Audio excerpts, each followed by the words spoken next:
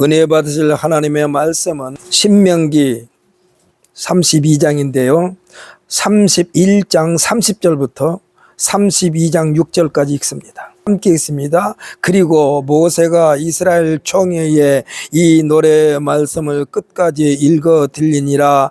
하늘이여 귀를 기울이라. 내가 말하리라. 땅은 내 입의 말을 들을지어다. 내 교훈은 비처럼 내리고 내 말은 이슬처럼 맺히나니 연한 풀 위에 가는 비 같고 채새 위에 단비 같도다. 내가 여호와의 이름을 전파하리니 너희는 우리 하나님께 위엄을 돌릴지어다. 그는 반석이시니 그가 하신 일이 완전하고 그의 모든 길이 정의롭고 진실하고 거짓이 없으신 하나님이시니 공의로우시고 바르시도다. 그들이 여호와를 향하여 악을 행하니 하나님의 자녀가 아니요 흠이 있고 비뚤어진 세대로다.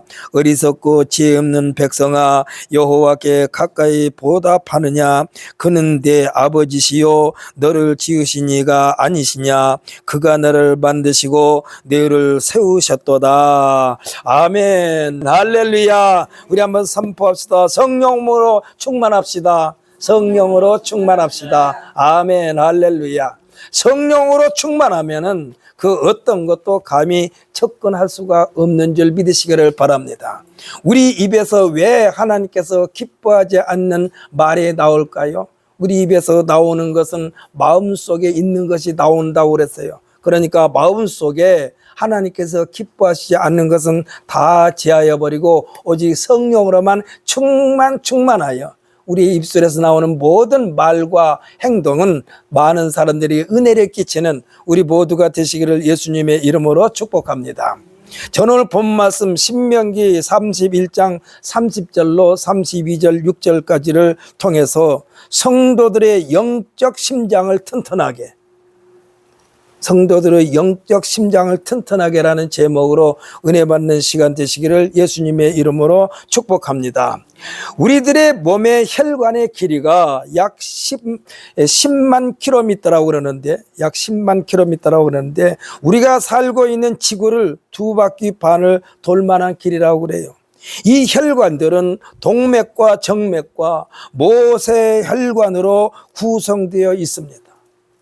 얼마나 촘촘히 핏줄이 흐르는지 여러분, 아무에라도 꼭 찔르면 피가 안 나온 것이 없어요.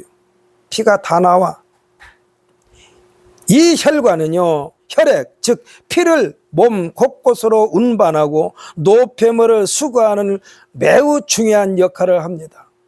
우리들이 살고 있는 현장에 먹을 것을 공급받기도 하지만은 먹을 때에 생기는 음식물 쓰레기를 그대로 방치하면 어떻게 됩니까? 금방 거기에서 구데기가 생깁니다. 특별히 기름기 있는 거나 생선 같은 찌꺼기가 있으면 금방 구데기가 생겨요. 썩습니다. 냄새가 진동합니다. 우리 몸에 수많이 얽혀있는 핏줄, 굵은 동맥이나 정맥, 특별히 모세 혈관까지 활발하게 움직이게 하는 것이 건강한 심장의 역할이라고 할 수가 있습니다. 모세 혈관이 막히면은 피부가 괴사가 발생합니다. 우리가 이것을 욕창이라고 말합니다. 그래서 모든 혈관에 영향을 끼치는 역할을 뭐가 합니까? 심장이 합니다. 그래서 심장이 강해야 돼요. 그래서 우리의 심장을 강하게 하려면 어떻게 합니까? 평상시 우리 숨 쉬는 것도 심호흡을 자주 하라고 그래요. 심호흡. 가능한 한 한 번에 숨을 몽땅 몰아쉰 뒤에 밖으로 내뱉을 때는 조금씩 2단계, 3단계로 나눠서 뱉으라는 말씀도 있어요. 그래야만이 심장이 튼튼하게 관리되는 거예요. 이 심장이 멈추는 것을 심장마비라고 합니다. 이것을 되살리는 것을 심폐소생술이라고 말합니다.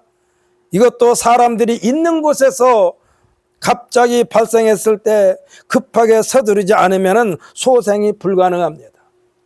우리가 가끔 뉴스에 나오지 않습니까? 갑자기 버스 안에서 사람이 의자에서 꼬꾸라졌어.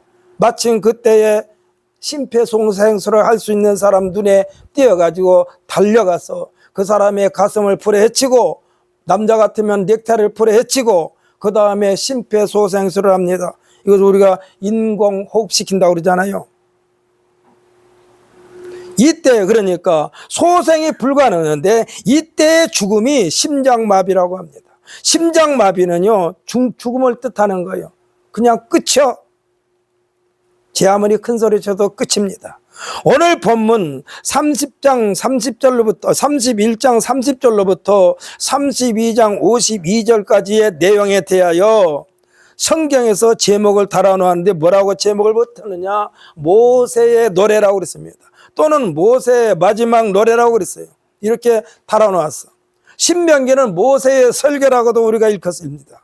창세기에서부터 신명기까지를 모세 오경이라고 부릅니다. 성경의 핵심 율례와 법도입니다. 그 가운데서 성도들에게 율례와 법도를 잘 가르쳐 주는 책의 내용을 우리는 신명기라고 합니다. 이렇게 지켜 행하라는 내용입니다. 하나님을 섬기는 방법입니다. 신앙의 심장은요, 신앙의 심장, 그러니까 성도들의 신앙의 심장을 튼튼하게 하는 매뉴얼이에요. 이것을 저버린다면 살기를 포기하는 것과 같습니다. 성실한 성도들은 신실하신 하나님께 가까이 다가가는 성도들이 세상을 지탱하는 버팀목이 됩니다. 소돔과 고모라의 멸망한 성실한 성도들, 하나님께 가까이 다가가는 성도 10사람이 없어서 멸망을 당한 것입니다. 성실한 성도들은 공동체를 지탱하는 심장인 줄 믿으시기를 바랍니다. 공동체의 심장은 누가 하느냐? 하나님 앞에 제대로 선 성도들을 통해서 공동체가 지탱되는 거예요. 수많은 사람들이 100% 성실함을 유지할 수는 없습니다.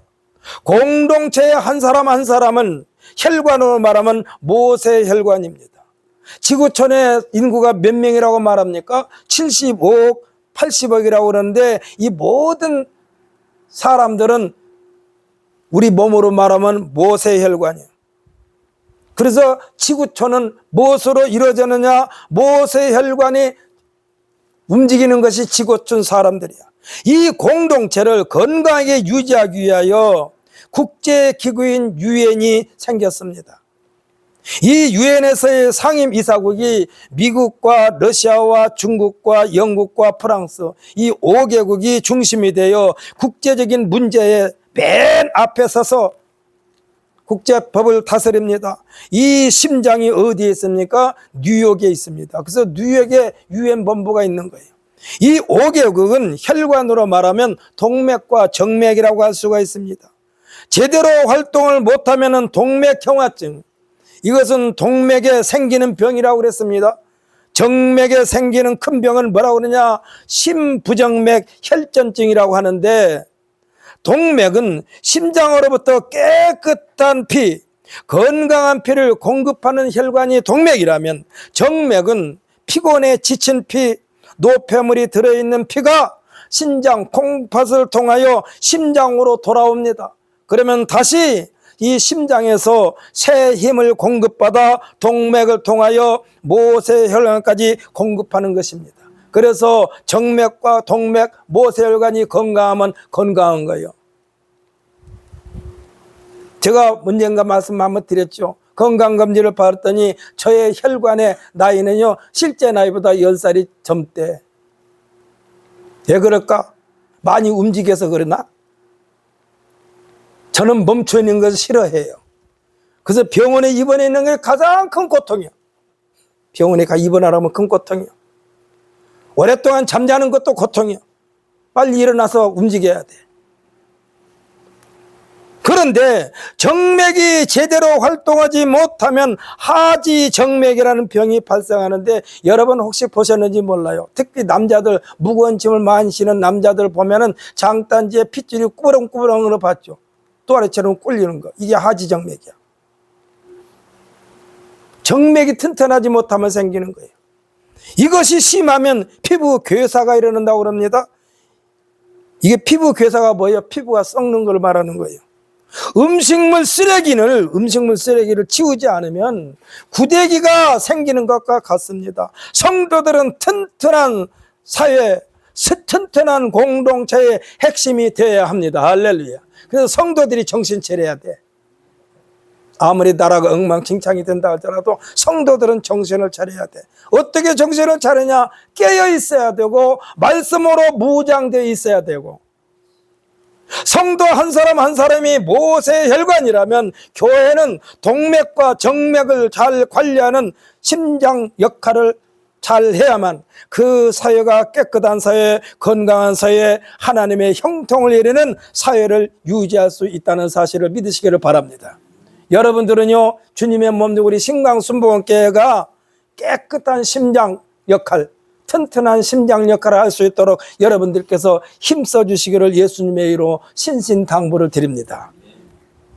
그래서 교회를 위해서 기도하고, 비록 여러분 앞에 서 있는 이종걸 목사를 위해서도 기도해 주고, 또 여러분 자신이 하나님의 말씀을 아멘, 아멘으로 받아들일 수 있도록 여러분의 심장도 깨끗해야 된다는 사실을 믿으시기를 바랍니다. 그 에너지는 역시 하나님의 말씀이고, 할렐루야, 예수님의 가르침입니다. 모든 것의 단체는요, 법이 있어요. 우리나라도 법이 있습니다. 법 다음에 있는 것이 뭡니까? 시행령이 있습니다.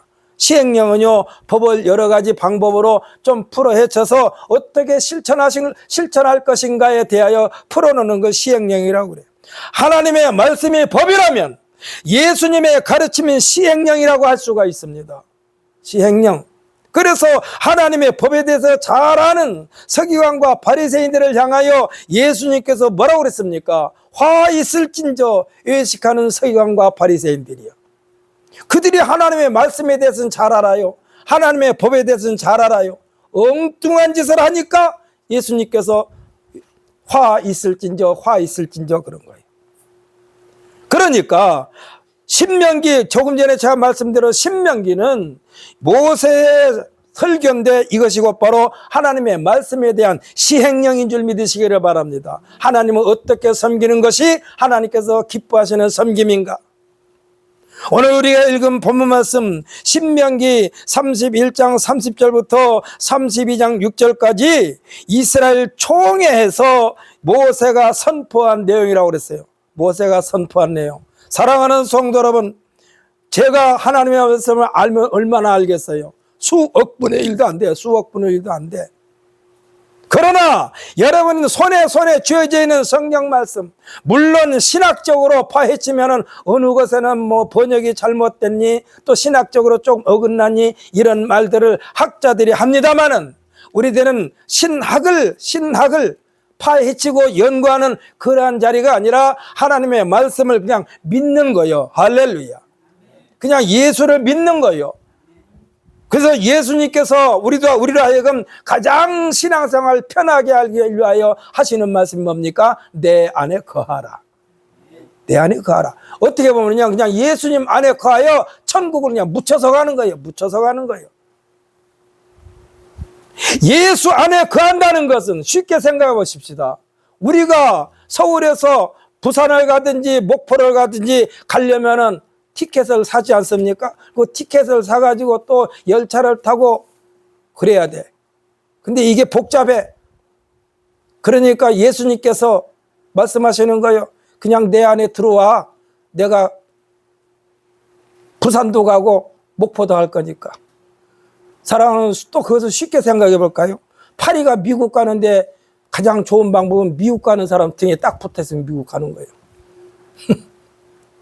예수님이 계신 곳이 천국인 줄 믿으시기를 바랍니다. 그래서 예수님 안에 거하면 되는 거예요. 예수님 안에 거하려면 어떻게 해야 되겠는가? 예수님 말씀에 예만 하면 돼요. 거기를 갸우뚱하면 안 돼요. 그래서 예수님께서 내 자신을 부인하라고 그러는 거예요. 내가 가지고 있는 거 다 부인하라. 제가요, 제 얘기를 한번 하겠습니다.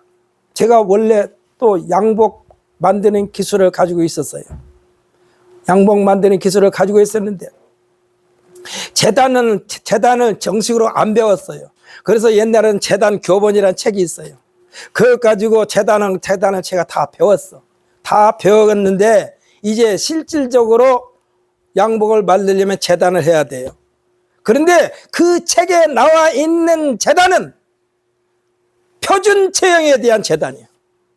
뭐 등이 휘었다든지 배가 불룩 나왔다든지 어깨가 이렇게 올라갔다든지 이런 거는 제단이야. 이런 제단은 없어요. 그냥 표준 제단이야. 모범 제단이야. 그래가지고 제가 가지고 있는 제단 기술을 가지고 있는 도저히 사람 옷을 만드는데 불편해요. 그래서 실질적으로 현장에서 제단을 하는 제단사한테 가서 제단을 배우려고 하는데 가장 중요한 것은 뭐냐? 내가 이미 배웠던 그 제단 기술을 다 까먹어 버려야 돼. 구구단 외운 것처럼 그냥 구구단만 가지고 있어야지 내가 문제 풀었던 건 버려야 돼. 그걸 가지고 있으면은 제단을 응용하는 기술을 못 배워요. 허리가 구부렸다든지 배가 나왔다든지 이런 거는 그 제단사를 통해서 배워야 돼.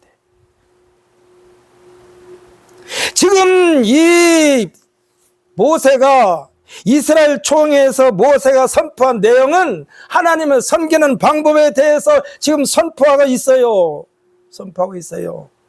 서기관과 바리새인들은 자기의 타성에 젖어 있어가지고 예수님께서 하신 말씀을 받아들일 준비가 안 돼 있어. 그래가지고 계속해서 시비만 걸어. 사랑하는 성도 여러분, 여러분은 하나님의 말씀이 기준인 줄 믿으시고 말씀에 온전히 사로잡힘 받는 우리 모두가 되시기를 예수님의 이름으로 축복합니다. 목사님들의 말은 많이 달라질 수가 있어요. 좀 다를 수가 있어요. 틀린 건 아니지만 다를 수가 있어. 거기에 매몰되지 말고 하나님 말씀 성경책을 온전히 여러분의 마음에 새기시기를 예수님의 이름으로 축복합니다. 그래서 우리는 다음에 가서 하나님 앞에 갔을 때 누구를 만나든지 기록되는 하나님의 말씀으로 모든 일을 처리해 나가는 거예요. 이스라엘 백성들 오늘날로 말하면 성도들에게 선포하면서 오늘 본문에서 뭐라고 그랬습니까? 하늘이여 귀를 기울이라, 땅은 내 입의 말을 들을지어다 했어요. 이스라엘 백성들뿐만 아니라 모든 피조물들에게 경고하시는 말씀인 줄 믿으시기를 바랍니다. 여기에서 말한 모든 피조물은 그 속에 나를 포함시키는 거예요. 믿는 자들은 물론이거니와 믿지 않는 자들에게도 꼭 필요한 것이 하나님의 말씀인 줄 믿으시기를 바랍니다. 하나님의 말씀은 누구에게나 무엇에게나 필요한 거예요. 예수님께서는 산상수훈 마태복음 5장 43절로 45절에서 말씀하시면서 뭐라고 그랬느냐? 원수도 사랑하고 핍박하는 자도 하나님의 관점에서 볼 때는 차별하지 않는다는 말씀을 하신 거예요. 그래서 원수도 사랑하고 너를 핍박하는 자를 위하여 기도하라 하시면서 왜 그렇게 해야 되겠는가? 왜 원수를 사랑해야 되겠는가? 왜 나를 핍박하는 자를 위하여 기도해야 되겠는가? 그 당위성에 대하여 말씀해 주고 있습니다. 사랑하는 성도 여러분, 세상은 내 편 아니면 다 죽일 놈이에요. 그냥 이게 세상이에요. 내 편 아니면 다 죽일 놈이야. 야, 상대하기도 싫다고 그래. 상대를 안 하려고 그래. 지금 말씀드리는 마태복음 5장 33절로 48절까지로 찾아서 읽어봅시다. 신약성경 7페이지입니다. 마태복음 맨 앞쪽이나 마찬가지. 마태복음 5장 43절부터 우리 48절까지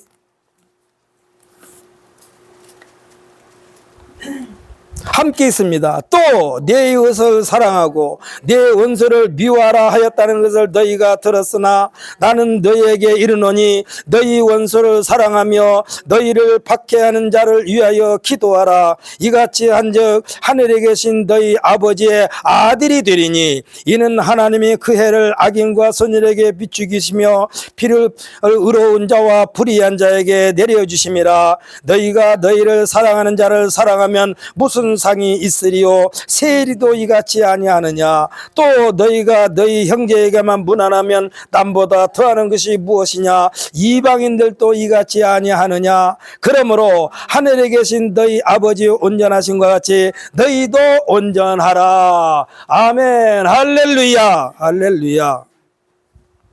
너희가 너희를 사랑하는 자를 사랑하면 무슨 상이 있으리요? 세상 사람들은 다 그렇게 살아요. 세상 사람들은 다 그렇게 살아요. 그런데 하나님 나라의 일원이 되려면은, 하나님의 아들이 되려면은 우리를 핍박하는 자를 위하여 기도하고 우리를 원수도 사랑하라고 그러면서 말씀하신 것이, 너희가 너희를 사랑하는 자를 사랑하면 무슨 상이 있겠느냐? 세리도 이같이 한다. 세상 사람들도 이렇게 같이 한다. 또 너희가 너희 형제에게만 무난하면 남보다 더하는 것이 무엇이냐? 이방인들도 이같이 아니하느냐 그랬어. 그 위에 45절에서 뭐라고 그랬습니까? 너희 아버지의 아들이 되린 이는 하나님이 그 해를 악인과 선인에게 비추시며 비를 의로운 자와 불의한 자에게 내려주심이니라 라고 말씀하고 있습니다. 하나님은 차별하지 않는 하나님이심을 믿으시기를 예수님의 이름으로 축복합니다. 그러니까 우리가 아무리 미워도 그 사람 미운 것으로 해서 종결짓지 말고 빨리 미움이 사랑으로 바꿔지도록 여러분의 마음을 비우시기를 예수님의 이름으로 축복합니다. 아까 말씀드렸잖아요. 제가 기술을 스스로 배운 걸 버렸다니까. 공식은 가지고 있지만 하나님께서 우리에게 요구하시는 사랑은 온전한 사랑이라고 했습니다. 온전한 사랑. 이 사랑을 친히 몸소 사람에게 실천하신 분이 예수님이신 줄 믿으시기를 바랍니다. 십자가에서 예수님은 첫 번째 하신 기도가 뭐예요? 십자가에서 첫 번째 대중보 기도를 하셨는데 그 기도가 어떤 기도입니까? 자신은 십자가에 못 박은 자들을 위하여 대중보 기도를 했어요. 제자들을 먼저 떠올리지 않았습니다. 멀리서 머리는 헝클어졌고 눈물과 땀과 뒤범벅이 된 모친 마리아를 보고도 먼저 말하지 않았어요. 자기 자신은 십자가에 못 박아 죽인 그들을 위해서 하나님 아버지께 기도한 내용이 있습니다. 아버지, 저들을 사하여 주옵소서. 어떻게 이렇게 할 수 있습니까? 아버지, 저들을 사하여 주옵소서. 여러분이 아무리 나한테 마음에 들지 않는다 하더라도 여러분을 죽이려고 하는 사람이 있습니까? 그러니까 여러분들이 싫어도 그 사람을 위해서 기도할 수 있는 넉넉한 마음을 가지시기를 예수님의 이름으로 축복합니다. 아버지, 저들을 사하여 주옵소서. 저들이 알지 못함이니이다. 이 말씀을 원색적으로 제가 알기 쉬운 말로 풀어본다면, 아버지, 저들이 철이 없어서 옳고 그름의 판단 능력이 없어서 저지르는 행동입니다. 나는 저들을 용서했사오니 아버지여 저들을 용서하여 주옵소서 하고 지금 아버지 하나님 앞에 기도하고 있습니다. 사랑하는 성도 여러분, 이것이 성도들의 마음에 이 마음을 가득가득 채우시기를 예수님의 이름으로 축복합니다. 원수도 사랑하고 나를 박해하는 자를 위하여 기도할 수 있는 능력, 그 마음을 마음에 새기시라 이 말씀이요. 할렐루야. 이 말을 듣는 이렇게 지금 한 예수님께서 아버지께 그리 기도하자, 이걸 쉽게 말하면 뭡니까? 더는 묻지 마시고 눈 감아 주옵소서, 이 소리도 돼요. 예수님이 이 기도를 듣던 백부장과 대제사장의 반응이 나옵니다. 뭐라고 한 줄 아십니까? 이는 진실로 하나님의 아들이었도다. 예수님을 십자가에 못 박을 때에 예수님이 하나님을 아버지라고 부르니까 신성모독이라고 해가지고 십자가에 못 박아 죽였지 않습니까? 그들이. 그런데 이제 와서 그들의 입술을 통해서 고백하고 있는 거예요. 이는 진실로 하나님의 아들이었도다. 하나님께서 요구하시고 그의 아들 예수님께서 실천하신 사랑의 계명이 바로 온전하신 하나님의 뜻인 줄 믿으시기를 바랍니다. 사랑하는 성도 여러분, 하나님의 온전하신 뜻을 이루기 위하여 우리 마음에 무엇을 품어야 되겠는가? 예수님을 품으시라 이 말씀이요. 할렐루야.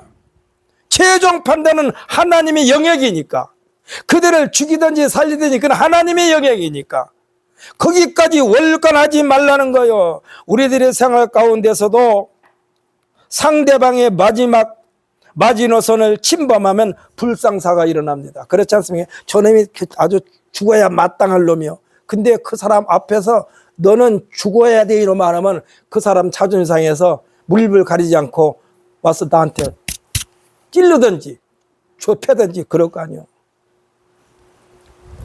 자기가 죽을 죄를 지었어도 자기 스스로 나는 죽을 죄를 지었습니다는 할망정 다른 사람이 그 사람대로 너는 죽어야 마땅해 이 사람아 이렇게 말하나? 너는 죽어야 마땅한 놈이야 이놈아 이렇게 말하면 자존심 상해서 그 사람이 나한테 해를 끼친다니까.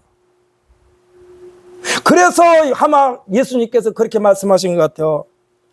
그에 대한 보복은 하나님께서 할 거니까 너는 그 원수를 사랑하라는 거예요. 이 불상사를 피하기 위하여 사랑하고 나를 핍박하는 자를 위하여 박해하는 자를 위하여 용서하라고 합니다. 오늘 본문 2절 말씀을 보십시오. 내 교훈은 비처럼 내리고 나에게도 너에게도 차별하시지 않는다는 말씀입니다. 내 말은 이슬처럼 며칠이니 연한 풀 위에 가는 비 같고 채소 위에 탄 비 같도다. 여기서 연한 풀은 뭡니까? 약간만 건드려도 상할 것 같으니까 상하지 않게 가볍게 내리는 이슬비.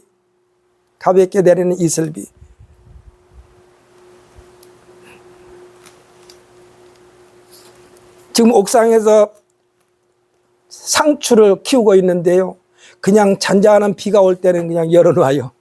근데 오늘처럼 소나기가 올 때는 덮어. 왜? 떨어지면서 잎이 다 찢어져.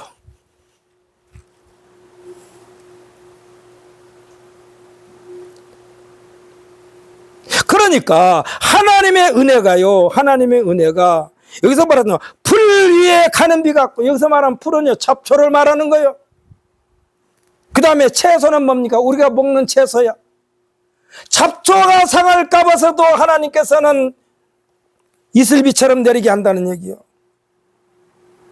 이것이 하나님의 섭리요 하나님의 은혜입니다. 어떤 사람이 길을 가다가 자기 앞에 가던 젊은 사람이 갑자기 쓰러졌습니다. 누구인지는 모르는 사람이었습니다. 평상시 자기가 배운 심폐소생술을 그에게 실수했습니다. 가슴을 풀어헤치고 압박하면서 옆에 사람한테 말합니다. 119 구급대가 도착하도록 전화해달라고 말합니다. 인공호흡이 매뉴얼대로 부지런히 압박했습니다. 구급대가 오기 전에 정상으로 깨어났습니다. 구급대가 도착하여 마지막 점검을 하고 돌아갔습니다. 급하게 소식을 듣고 그의 부모가 현장에 왔습니다. 그런데 웬일입니까?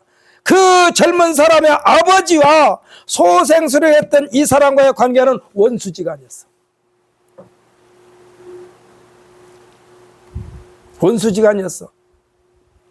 서로 물고 헛들는 사이였어.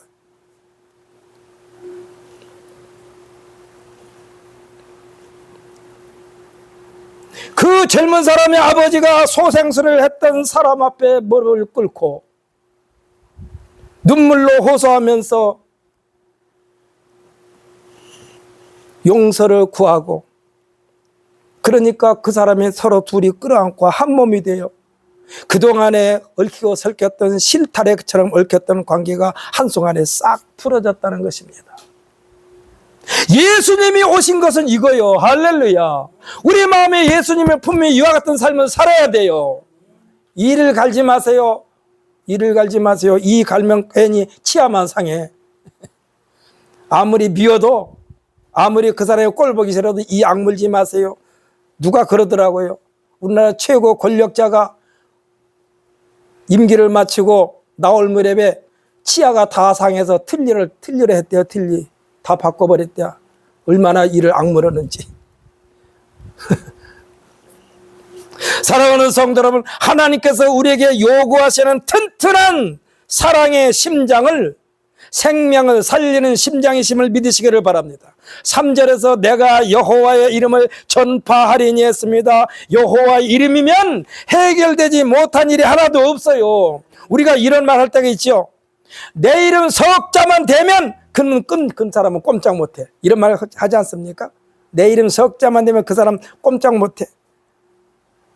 내가 여호와 이름을 전파리니 너희는 우리 하나님 앞에 위엄을 돌릴지어다라고 오늘 기록됐습니다. 이는 여호와 하나님 앞에 예의를 갖추라는 말씀이요. 우리가 사극을 보게 되면요, 귀양살이하는 사람에게 궁궐에서 사람이 왔습니다.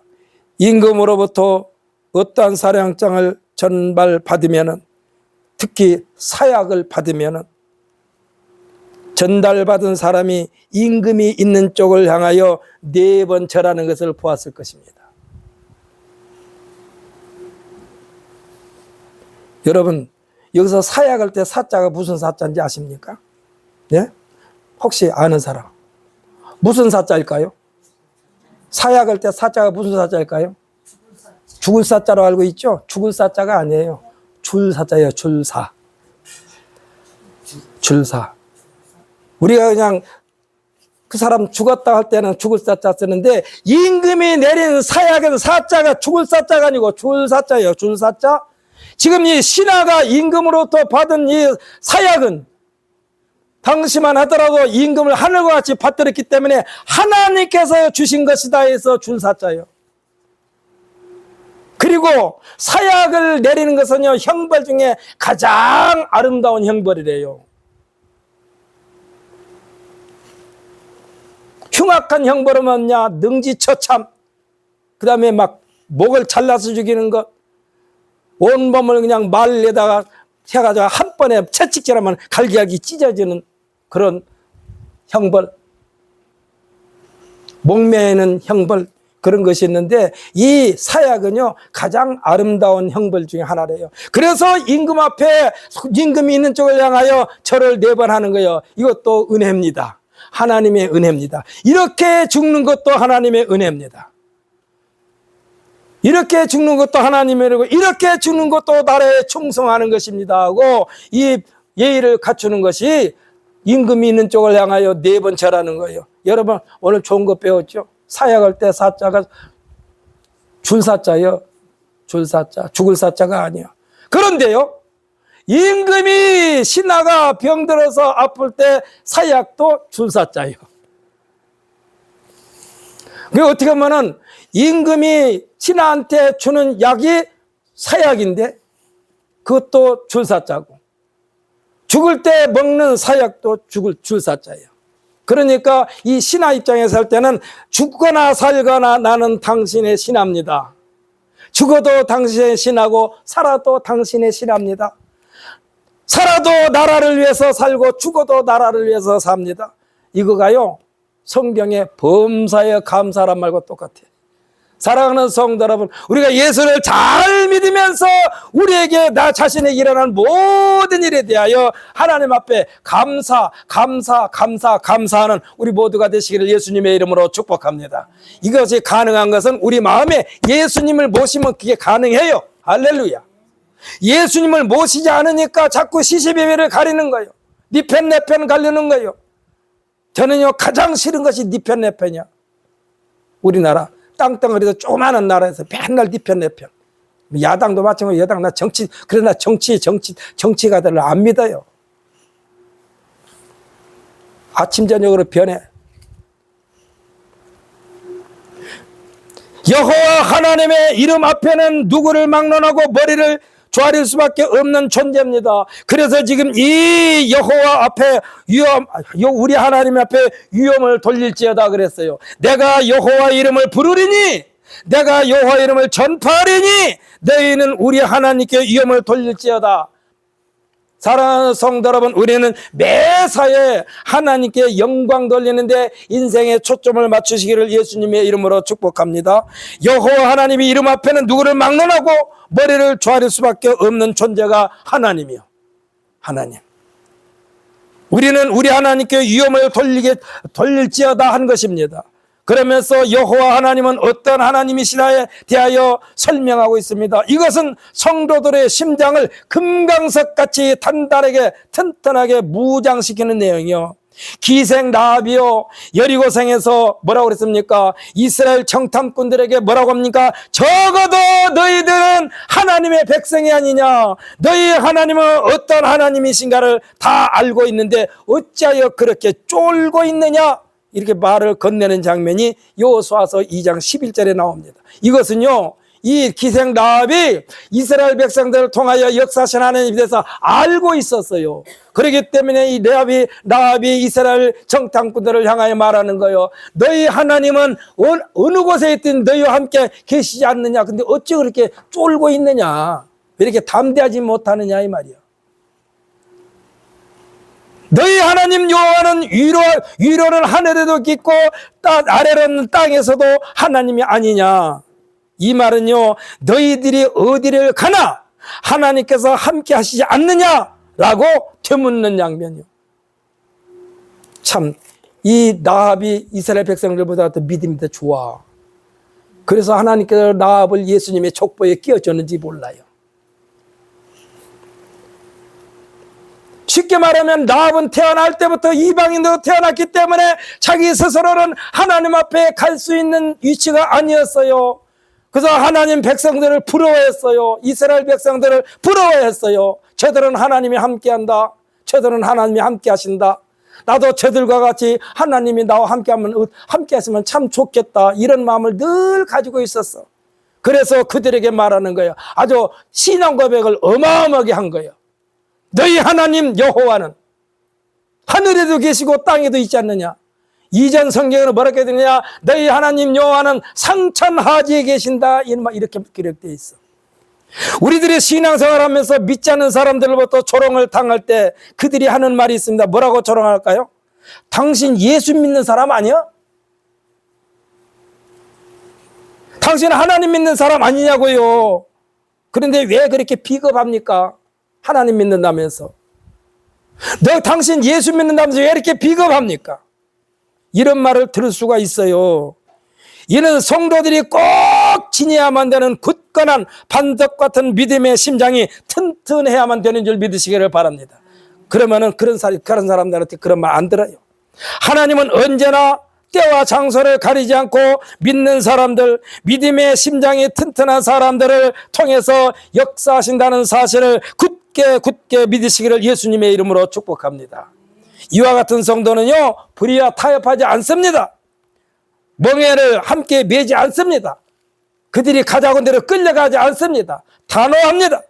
4절 말씀 드립니다. 우리 4절 말씀 함께 읽어보십시다. 4절 말씀, 32장 4절 말씀 본문 함께 했습니다. 그는 반석이시니 그가 하신 일이 완전하고 그의 모든 길이 정의롭고 진실하고 거짓이 없으나 하나님이시니 공의로우시고 바르시도다. 아멘, 할렐루야. 누가 무엇으로 이와 같이 무장되는 사람에게 다가갈 수 있겠습니까?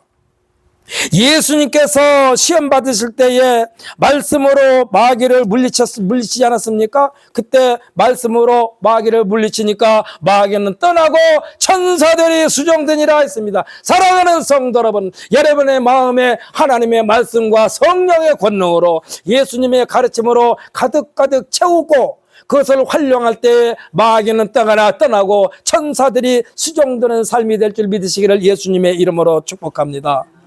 믿음에 굳게 서지 못한 자들, 적당하게 타협한 자들, 변절자들을 향하여 이들에 대하여 책망하는 내용이, 나무라는 내용이 5절 6절의 내용입니다. 우리 다시 한번 또 읽어봅시다. 5절 6절 함께 했습니다. 그들이 여호와를 향하여 악을 행하니 하나님의 자녀가 아니요 흠이 있고 비뚤어진 세대로다. 어리석고 지혜 없는 백성아, 여호와께 이같이 보답하느냐? 그런데 아버지시요 너를 지으신 이가 아니시냐? 그가 너를 만드시고 너를 세우셨도다. 아멘, 할렐루야. 7절부터 이어지는 내용은 그들의 뿌리 역사를 회상하여 보라고는 말씀이요, 이 역사의 뿌리는 너희가 어디에서 왔으며 무엇을 위하여 살아야 하며 어디로 가는 것인가 제대로 알아야 되지 않겠느냐는 내용입니다. 사랑하는 성도 여러분, 여러분의 갈 길이 천국임을 믿으시면 아멘 하십시오. 우리들이 갈 곳은 정해져 있어요. 천국이요. 천국은 예수님이 계신 곳을 말하는 거예요. 우리들이 주고받은 이야기 가운데 옛 어른들이 하시는 말씀입니다. 할 때 그 중에 하나가 뭡니까? 고생은 돈 주고서라도 해야 한다라는 말이 있습니다. 젊어서 고생은 사서도 한다라는 말이 있습니다. 그런데요, 이와 같은 말은 성경이 우리 손에 없을 때나 통하는 말이요. 우리에게는 사람이 무엇 때문에 고생을 하는가, 무엇 때문에 실패를 하는가, 그 원인에 대하여 모를 때 쓰는 말이 고생은 돈 주고서라도 하는 거야, 젊어서 고생은 사서도 하는 거야, 이와 같은 말로 위로도 하고 권면도 하지만 고생의 원인에 대하여 알고 실패의 원인에 대하여 알고 고생하지 않는 방법도 알고 실패하지 않는 방법이 기록되는 이 성경이 우리 손에 있기 때문에 불필요하게 고생하지 마시기를 예수님의 이름으로 축복합니다.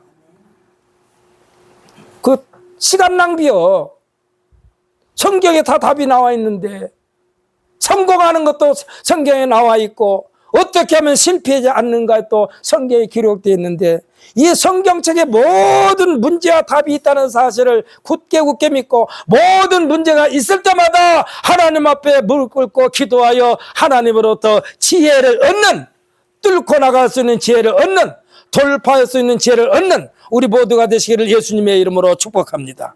실패가 없으신 하나님, 실수가 없으신 하나님, 시행착오가 없으신 하나님, 성공과 승리만 있으신 하나님, 그래서 좋으신 하나님, 이 하나님의 말씀과 예수님의 모든 것으로 무장하면 튼튼한 심장을 소유한 성도들이 되는 줄 믿으시기를 예수님의 이름으로 축복합니다.